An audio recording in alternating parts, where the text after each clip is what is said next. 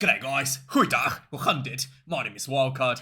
Thank you for watching the Wildkard Rugby Show. And yes, everybody knows there's no secret that I always wanted to be a professional actor, okay? So when I see some great Oscar-worthy, world-class acting, I get a little bit excited, okay? Just a little bit excited. And today, we saw some Oscar-worthy acting from none other than Sir Eddie, okay? So let's have a look at this world-class acting from Sir Eddie, right? So you can see here, South Africa rightfully won the penalty turnover. Oh my god, look at him! Oh, so angry! Look at how angry and upset he is! Look at this acting! It's like this was a game-changing moment. Look at him! Oh my god! Oh, get the tea out there, right? Is he screaming, get the tea out there? I don't know. But look, he's acting like, look at this, right? He's acting like this was a huge turning point of the game, that it was gonna be, you know, determining factor for Japan winning and losing. What a great opportunity that they lost, right? Nothing to do with his stupid, awful coaching, right? Nothing to do with his decisions of putting on a bunch of youngsters and calling it building towards the future. Nah. Oh, disappointed, mate. Oh, I'm so angry. Oh, I'm Eddie Jones. Somebody else is for the players. Let me down. Oh, classic Eddie, isn't it? Classic Eddie. You know, if you think about it, I'm pretty sure, based on the talents that's out there in South Africa, I'm pretty sure Rassie Erasmus could have easily gone to some college, right, and taken off a bunch of, a couple of, you know, newbies that's never played professional rugby before and put it onto field in this game and still won the game against Japan, right? But hey, Rassie Erasmus is not a slimy, lying son of a bitch, so he had the respect of putting on a team that's, you know, worthy of an international test competition, worthy of the fans. He knows that the people are going to show up are fans, Springbok fans overseas, worthy of the people that paid their money to Wembley, undoubtedly very expensive tickets at Wembley Stadium. The Springbok fans, the foreign legion's going to show up.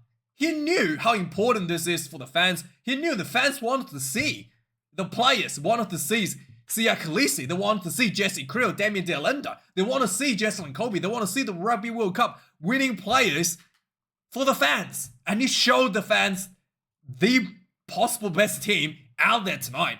And he did not just waste the opportunity to not build towards something towards the future. He gave his game plan that he'd been wanting to deploy, which is Andre Esterhuizen as a forward. He gave that a go, and he gave Andre opportunities to show as a forward, right? In two occasions. One, the crash ball, which he scored a try. Two, he was set up as a ball ripper, something that Siya Kolisi did early in the game to score the try. Is there same exact setup where he actually went over as a try, but the try got denied. Still, he gave Esterhuizen every opportunity that is required to be a forward, to be a legitimate open side flanker tonight. And Rassie both satisfied the fans by delivering, you know, the players that the people wanted to see, and taking a step forward in his grand strategy towards the Rugby World Cup of potentially playing Esterhuizen as an additional forward should he need it for that versatility, right? So he did everything right, Rassie Erasmus, and put on an absolute clinic out there for everybody to witness. And what did Eddie Jones do? Other than overreacting in the coaching box, knowing that the camera's on him, what did Eddie Jones do? Eddie Jones looked for an excuse for himself should he lose this game. Because he's building towards the future, guys. He's building towards the future. This game doesn't matter. He doesn't give a shit about the Japanese fans that pay, you know, undoubtedly super expensive tickets to show up. He doesn't give a shit about them. He doesn't give a shit about people watching at home, waking up at 3 o'clock in the morning or whatever in Japan, or 12 o'clock at night or whatever. They don't give a shit about them. He only cared about himself. He cared about finding a way out, an excuse that he can talk about in the post-match function for himself. That is most important for Eddie Jones.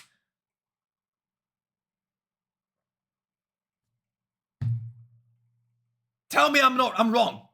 In the comments, tell me. It's more important for Eddie Jones to make sure himself looks better than anybody else. Fuck the fans. Fuck the players. Fuck everybody. It's all about himself.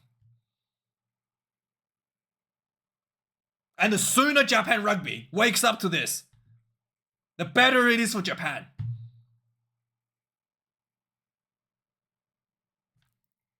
The players out there, there's so many youngsters out there, clearly out of their depths.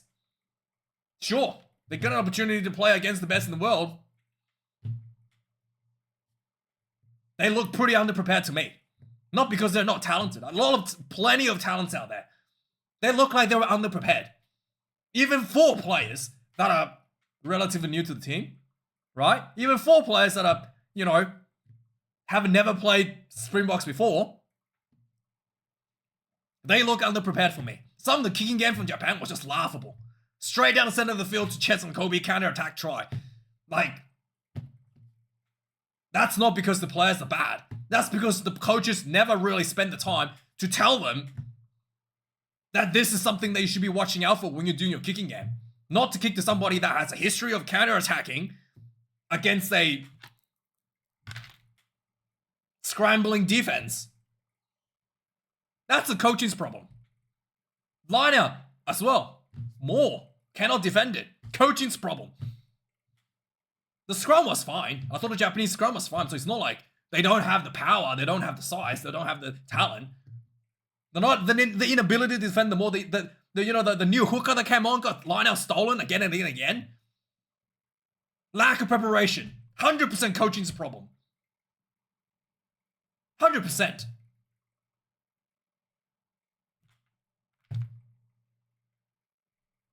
And it is, yeah. So the sooner Japan realizes, the sooner it's better for Japan Rugby, and the sooner it is for all of us to get rid of Eddie Jones. I mean, anyway, let's talk about some other stuff, right? Japan versus, so this is the only guy the guy that came on, he's the one that, what's his name? He's never played professional rugby. He, still in college, and Eddie Jones has called him up to play in test rugby because, building towards the future, mate. Building towards the future. Lots of young players here for Japan as well. Off the bench, like this guy, he's really struggled.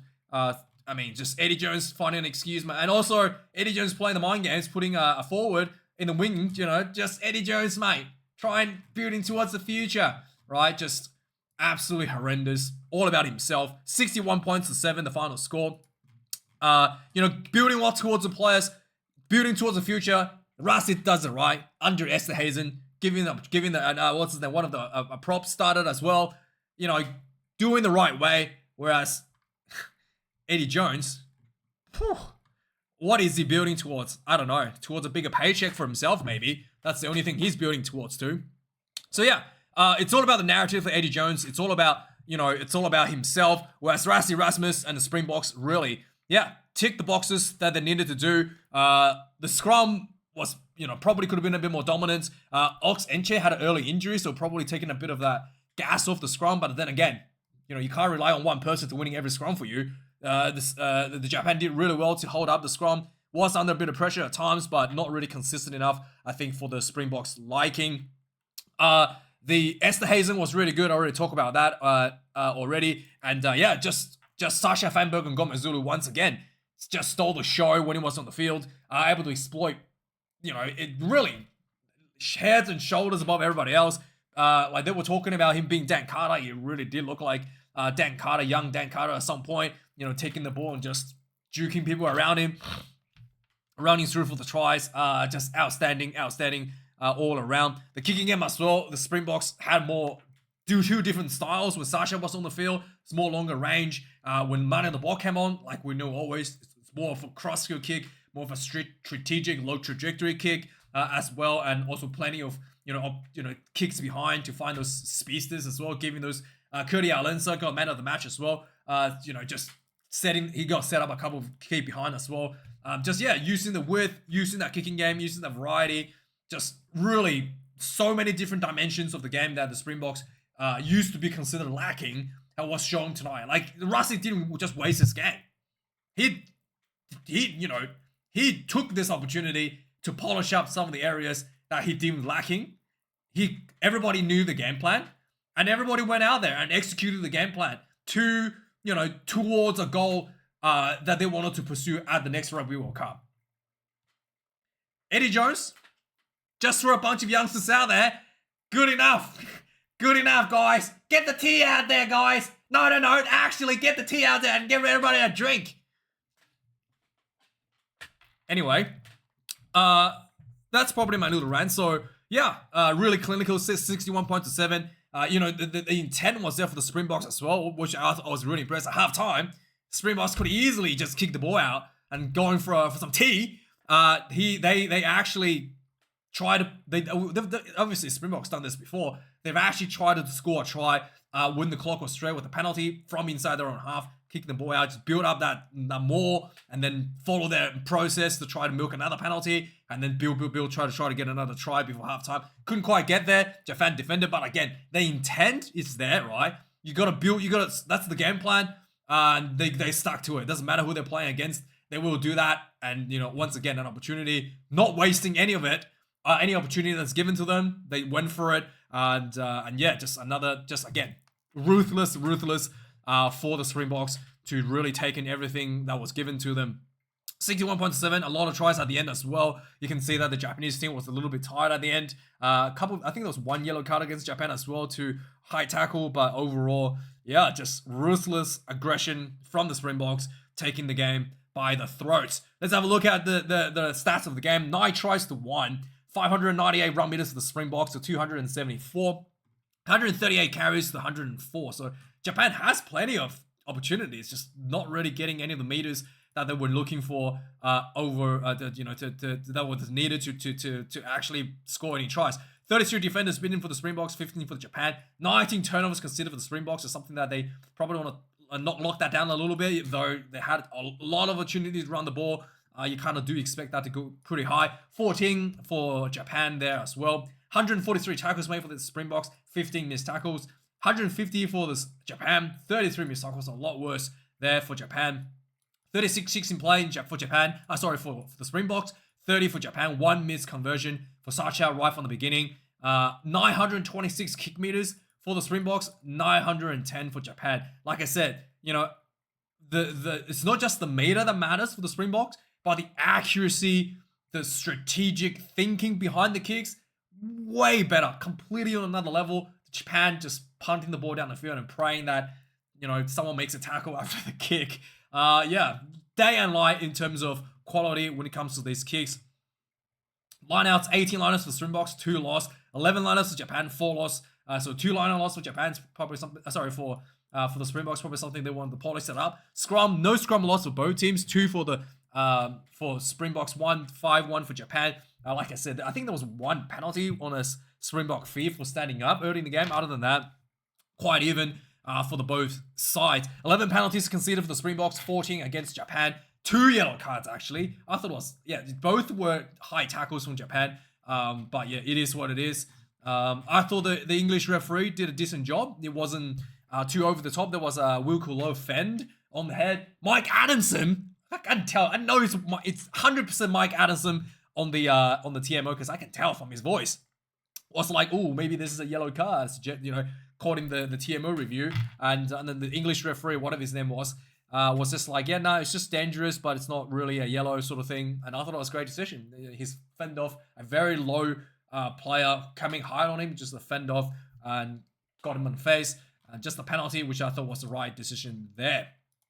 Anyway, let's have do a quick recap of this game. So 4 minutes into the game, the Springboks went for the line out. They went for the maul, and textbook driving through. Kia Khaleesi gets a try. Not Kia Khaleesi. 7 points to 0 for the Springboks. 13 minutes in the game. Sasha Fanberg and Gomez Zulu got a random kick down the field to him. Puts up a high ball into the 22. He chased this one himself. The ball got knocked back by a Japanese player. He scooped this one up. Try time, complete individual performance. 14 points to 0. After this, Eddie Jones is the new guy. Yazaki is really struggling to hold on to the ball, dropping the ball left and right a little bit. 17 minutes into the game, again, Sasha gets the ball. The Japan's defense was, I've given credit for that, was pushing up the Russian defense and putting a lot of pressure on, but, wasn't good enough. Sasha got the ball. There was nothing on. Cornelson and Dylan Riley rushed up to close him out, and he just palmed off Cornelson and just went straight through with Dylan Riley overshooting his line, and then 19 points to nil for Sasha. Springboks putting ahead. 35 minutes in the game. There was another penalty for the Springboks. They went for the line out, went for the more. The Japan number 3 prop, he literally fell down sideways and tripped the more over. Yeah, penalty try immediately. I thought, yeah, that's pretty, really blatantly. He fell down as soon as Moore said sideways, and then just deliberately tried to trip the more over. Yellow card there, 100%, 26-0. Just before halftime, the Springboks went for another shot and didn't quite get it. And again, you can tell that the new guy from Eddie Jones' favorite child, what's his name, Yazaki. The Japan was under pressure. They finally turned ball over. The clock is in the red. Instead of just kicking the ball out, Yazaki punted the ball down the middle of the field to Cheslin Kobe. Yeah, luckily Cheslin Kobe was like, I wanted to get some tea and kick the ball out. But if he had decided to counter-attack, this could have gone pretty badly for Japan. Again, lack of experience from the youngster who's never played a day in professional rugby and already debuting for Japan rugby. It is Eddie Jones' story.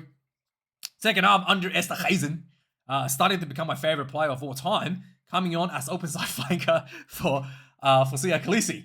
And in 36 minutes, a penalty, they went for a line out. 40, is it 46? No, 46, sorry.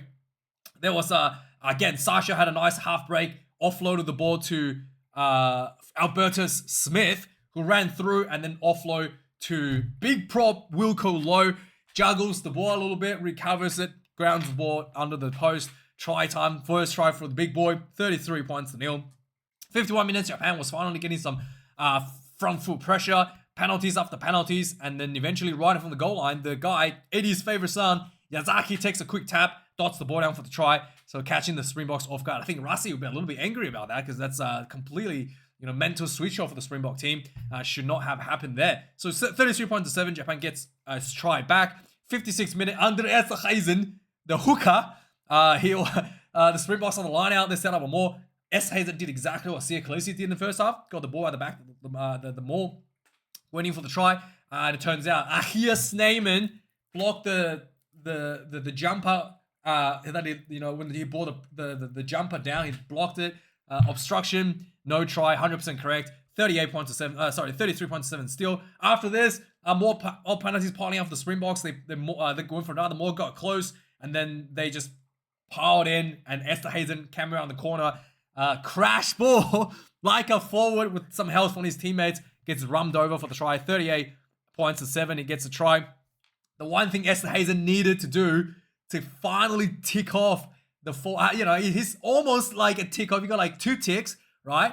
The crash ball, the defense, obviously pretty good. The line out, the more. There's one more tick he needs. He hasn't done it yet, and that is a turnover at the breakdown. He needed a turnover at the breakdown. He almost got one tonight, but not quite. They needed to work on that. If he had got that turnover at the breakdown at some point in this game, he would have been a fully fledged open side flanker for the mighty Springboks, but still, I've still got a little question mark there on the last column, the turnover column for Esterhuizen, but it's looking pretty good. The big boy's looking pretty good.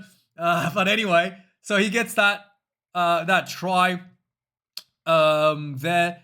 30. Oh no, he gets a try later on for that. But but anyway, before this, there was actually another try by Diarra. There was a Japan line out. Diarra steals this one, and then the ball went to Lebok. They put the ball up for a high ball and a bit of a scramble. Curdy Allenson gets the bounce, gets a try, 40-7. Esterhuizen is the one that scored after this, absolute power. And after this 66th minute, again, just ball getting pumped out of the field to nobody. Kobe gets the ball in the middle of the field, counter attack, steps through a bunch of defenders, chip over the top when the fullback swept around, and then Curdy Allenson followed this and so scooped it up and then slided over for a try. 54-7, and finally 78 minutes in the game, another terrible high ball from Japan. Lebok got the ball open field. He ran out. What happened here? He just passed the ball wide to Curdy Alensa. who ran down the sideline, inside ball to Jesse Krill, ran through for the try. 61 points to 7, the final score. The mighty Springboks puts a good, nice little slap of Eddie Jones to the face, and I really, really do appreciate that. Dr. Rassi for putting on that good beating on the Eddie Jones. And anyway, thanks for watching, guys. Like, comment, and subscribe. Let me know your thoughts in the comments. And yeah, have a good one. Cheers.